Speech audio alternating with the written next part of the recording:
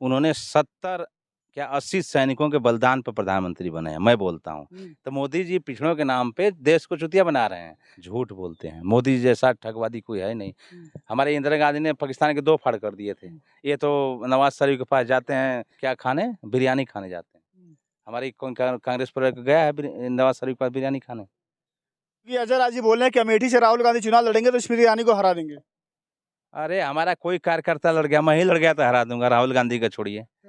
Congress party का कोई छोटे से छोटा कार्यकर्ता लड़ गया, स्मृति ईरानी को हरा देगा? स्मृति ईरानी के खिलाफ अमेठी में इतना बुरा माहौल है कि पूछिए मत, क्या बता सकता हूँ। वहाँ की जनता डंडा लेके ढूंढ रही है उनको। वो सिलेंडर 400 था तो सिर पे लेके घूमती थी, आज 1300 है तो कहाँ जा रही हैं? वो चूड़ियाँ मनमोहन सिंह को भेजती थी, आज चूड़ियाँ क्यों नहीं भेज रही हैं? आदरणीय नरेंद्र मोदी जी को जब मणिपुर में महिलाओं की इज्जत लूटी जा रही है, तो क्या बोलते हैं उनको, ज़्यादा नहीं बोलूँगा, मतलब निर्लज्ज महिला सांसद है, इससे ज़्यादा कुछ नहीं बोलूँगा मैं। नमस्कार दोस्तों, आप सभी का स्वागत है। मेरा नाम आनंद है। आप देख रहे हैं TNX न्यूज। इस समय हम लोग लखनऊ में मौजूद हैं। मेरे साथ एक साथी मौजूद हैं जो सेना से रिटायर्ड हुए, फौज में रहे, देश की सेवा की, उसके बाद से ये राजनीति में आए। इनसे बातचीत करेंगे कि राजनीति में क्यों आए और सेना में रहे तो लगातार बीजेपी राष्ट्रवाद की बात करती है। बीजेपी कंपेयर करती है कि कांग्रेस के ज़माने में कैसी रही सेना के साथ व्यवस्थाएं, सुविधाएं कैसी मिलती थी, अभी वर्तमान में क्या मिलती हैं। मेरे साथ फौजी मनोज यादव मौजूद हैं, गाजीपुर से आते हैं। इनसे बातचीत करेंगे, समझेंगे। सबसे पहले आपका स्वागत है। बहुत बहुत बहुत बहुत धन्यवाद आनंद जी। पुलवामा हमले को लेकर के बहुत सारे सवाल उठते हैं कि अभी तक जांच क्यों नहीं सामने आई, अभी तक वो चीज़ें, वो फाइल, एक DSP पकड़ा गया, वो कहाँ गया, तमाम जो चीज़ें हुई। आप एक फ़ौजी होने के नाते, पूर्व फ़ौजी होने के नाते क्या सोचते हैं पुलवामा घटना को लेकर के? देखिए, मैं एक फ़ौजी हूँ, देश के सुरक्षा के ऊपर सवाल नहीं उठा सकता मैं, लेकिन मोदी जी ने बहुत बड़ी चाल चली थी इसमें। मैं फ़ौजी था, उस टाइम भी मैं बोल रहा था, जब सेना में उस समय नौकरी कर रहा था, तभी अपने साथियों के साथ बोलता था कि बहुत गहरी चाल है। उन्होंने 70 क्या 80 सैनिकों के बलिदान पर प्रधानमंत्री बने हैं, मैं बोलता हूँ। जाँच करा लिया जाए, ये गलत, क्या बोलते हैं उसको, गलत था ये। पुलवामा अटैक नहीं हुआ था, कराया गया था ये, मोदी के द्वारा कराया गया। उसकी जांच तो बाहर नहीं है ना सामने। जाँच जब कांग्रेस पार्टी आएगी तो होगा। कांग्रेस आगे तो पुलवामा हमले की जांच करवाएगी। हाँ, पुलवामा अटैक की भी जाँच होगी। क्योंकि आप पाकिस्तान में गोले डालते हुए आपने देखा, हमारे सैनिक तो मरे 70, उन्हें सब दुनिया ने देखा।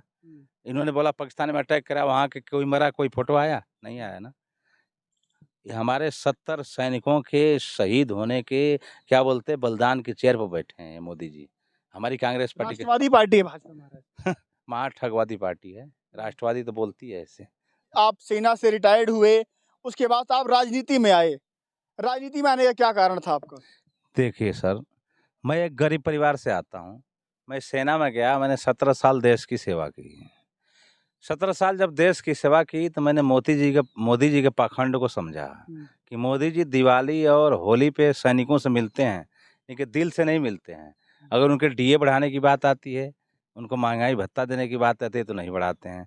कोई भी सैनिक सुविधाएं देने की बात आती है तो नहीं बढ़ाते हैं। दिवाली पे और होली पे सिर्फ फ़ोटो खिंचवाते हैं।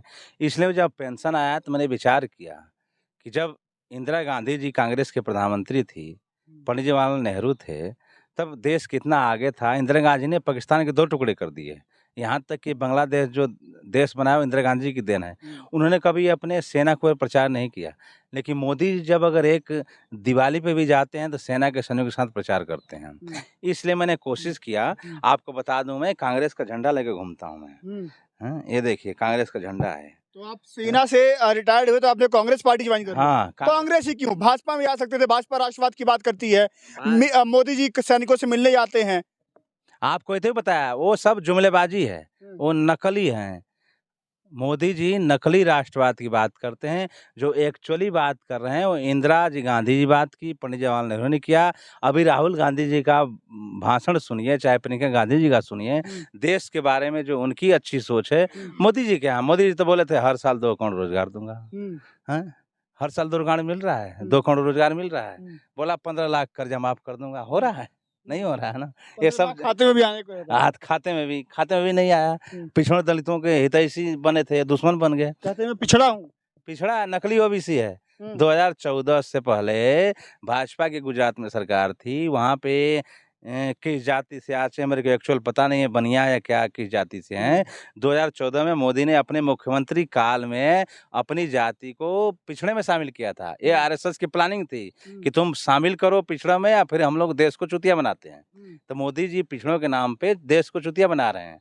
सवाल ये है, मैं वही सवाल करूंगा दोबारा कि आप कांग्रेस में ही क्यों आए? कांग्रेस वो पार्टी, क्या लगता है कि कांग्रेस का इस समय सरकार भी नहीं है, स्ट्रगल भी कर रही है, कांग्रेस में क्यों आए आप? देखिए, कांग्रेस में इसलिए आया कि मैं एक बैचलर ऑफ आर्ट हूँ, बीए किया हूँ मैंने प्राचीन इतिहास से बीए किया है। मैंने इतिहास पढ़ा तो उसमें कांग्रेस का हाथ है। आप देखिए, आज़ादी की लड़ाई में कांग्रेस का हाथ है। सरदार पटेल से लेके जितने भी थे, सुभाष चंद्र बोस तक, सब कांग्रेसी थे। यहाँ तक कि पंडित जवाहरलाल भाई नेहरू ने जब देश आज़ाद हुआ तो पूरे हमारी 630 रियासतें थीं, बटे था अलग अलग हिस्सों में। उसको कौन जोड़ा? सरदार पटेल ने जोड़ा। वो कांग्रेस के बैनर तले ही जोड़ा था। इसके बाद इंदिरा गांधी जी आई, उन्होंने देश को इकट्ठा किया, बैंकों का राष्ट्रीयकरण किया। हाँ, बहुत काम हुआ।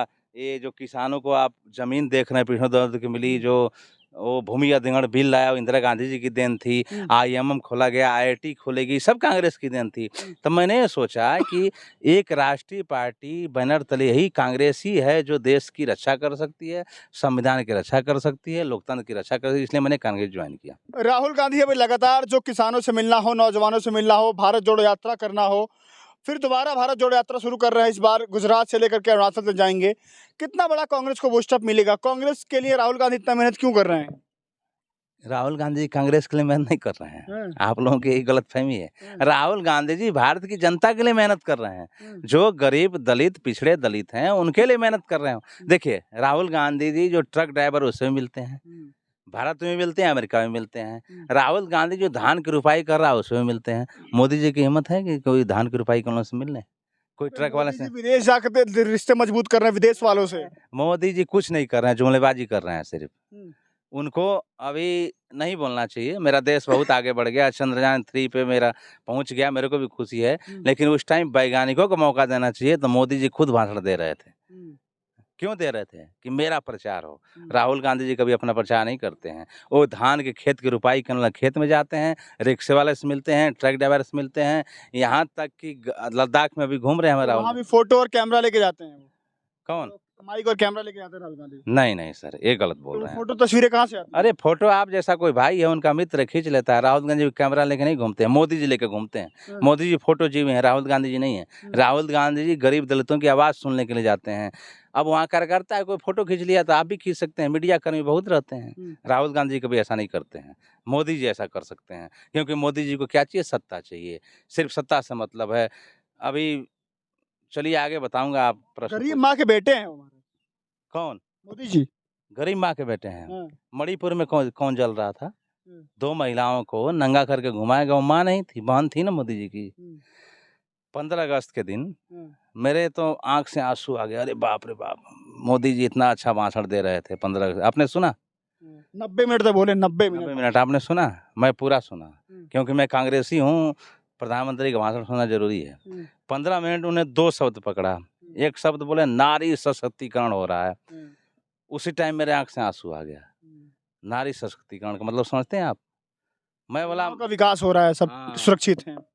मणिपुर में 2 महिलाओं को नंगा घुमाया गया, उनके पार्ट को टच किया जा रहा है। कौन सा नारी सशक्तिकरण है? हमारी महिला पहलवानें बैठी हुई हैं जो कि मेडल लेके आई हैं। गरीब महिलाओं को तो छोड़ दीजिए आप। कितना रेप हो रहा है दलितों के साथ, पिछड़ों के साथ, तो गिनती नहीं है। उत्तर प्रदेश की सरकार हो चाहे भाजपा की सरकार हो। जब दिल्ली की जो महिलाएं जो मोदी के साथ फोटो खिंचवाई थी, गोल्ड मेडल लेके आई थी, जब मोदी जी संसद का उद्घाटन कर रहे थे तो एक तरफ महिलाओं का चीरहरण हो रहा था। कौन थी? हमारे पिछड़े जाट बिरादरी की महिलाएं थी।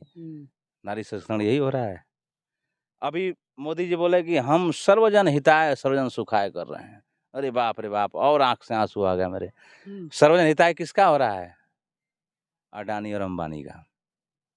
घूम फिर के वही अडानी अंबानी। नहीं, क्यों बता रहा हूँ मैं, सब पैसा दे दिया अडानी और अंबानी को। आप देखिए, ये लखनऊ, आप लखनऊ में रहते हैं ना? लखनऊ में आप रहते हैं ना? एयरपोर्ट किसके नाम पे है? एयरपोर्ट किसके नाम पे है? अडानी के नाम पे है ना? तो वो गरीब थे ना, वो जो कुछ कमाई नहीं आ रहा था, वो जो संगठन थे, जो तमाम जो जगह था, चाहे एयरपोर्ट हो चाहे रेलवे स्टेशन हो, वो गरीब हो गए थे। पैसा नहीं आ रहा सरकार को, सरकार देगी तो मुनाफा आएगा वहां से। अच्छा, आप कैसे ऐसे बताइए, आप गांव के रहने वाले हैं ना। हम्म, गांव में एक सरकारी हैंडपंप लगता है, हम्म, एक प्राइवेट लगता है। आपने अपने घर में हैंडपंप लगवा लिया, हम्म, तो उस पे मालिक ज़्यादा होते हैं कि जो सरकारी लगता है उस पे होते हैं। सरकारी एक हैंडपंप लग जाए उस पे सब पानी भर लेंगे जाके, बोलेंगे मेरा है। लेकिन अगर प्राइवेट लगवा देंगे उस पे कोई नहीं जाता है। तो ये मोदी जी क्या कर रहे हैं, सब प्राइवेटाइजेशन कर रहे हैं कि गरीब की जनता, दलित पिछड़ा पानी न भर पाए। एक सरकारी हैंडपंप जो इंदिरा गांधी की देन थी कि सबको राष्ट्रीयकरण कर दिया था, बैंकों का राष्ट्रीयकरण, यहाँ तक कि भूमि अधिग्रहण की बिल लाई, बहुत कार्य किया इंदिरा गांधी जी ने। उसको मोदी जी सब चौपट कर रहे हैं। ये अरे 9 साल में भारत विश्वगुरु बन गया है और डंका बज रहा है पूरे विश्व में भारत का। बताइए, आप नाराज है मोदी जी से? विश्व गुरु यही बन गए हैं कि मणिपुर जल रहा है।